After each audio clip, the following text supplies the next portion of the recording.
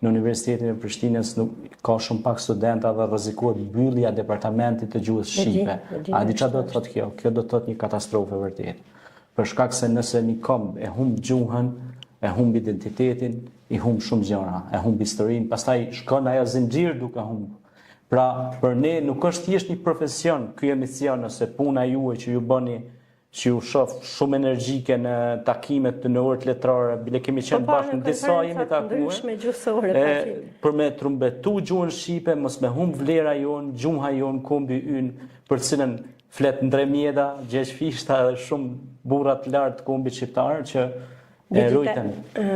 Për gjuhën shqipe, unë biles në konferencën në Manastir, kam pas sfidat e gjuhës që po përballet sot gjuhën shqipe, në të cilat mund theksohet sepse digitalizimi janë shkëlqyer shumë vlerat e gjuhës, ka plot anë pozitive, për në raportin gjuhësor ka psu një rënje drastike duke përdar ndërthurje, shkurtesa fjalësh, dhe më thënë duke humb normën letrare ose normën standard e gjuhës shqipe, duke i kthyer e zvendësuar me gjuhë tuja, gjë që nuk më ka pëlqyer ndonjëherë që edhe një lokali t'i vënë emrin New Yorku. Pse?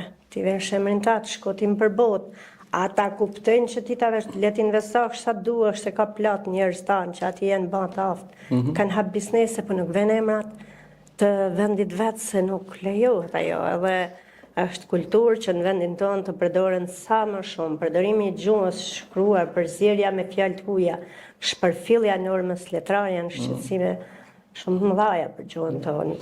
Rujtja e shqipes nuk është thjesht ta ruajnë gjuhëtari jeton sa jeton.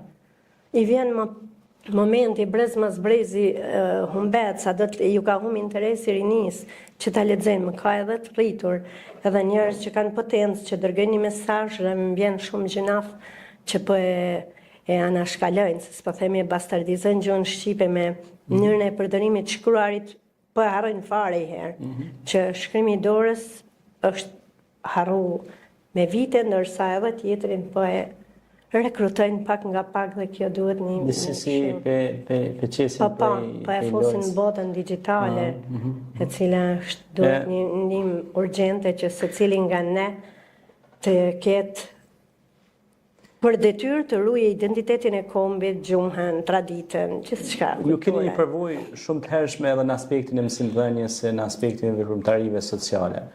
Nëse do të ktheheshet mbrapa në kohë, po them 20 vite, çfarë do të kishin ndryshuar në karrierën e juaj ose çfarë do të kishin, edhe pse nuk jeni vonë kurrë, sepse njëri vitet janë numra.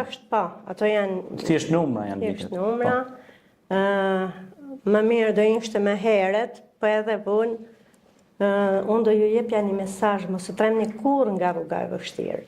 Pikërisht ajo është që të bën më të fortë.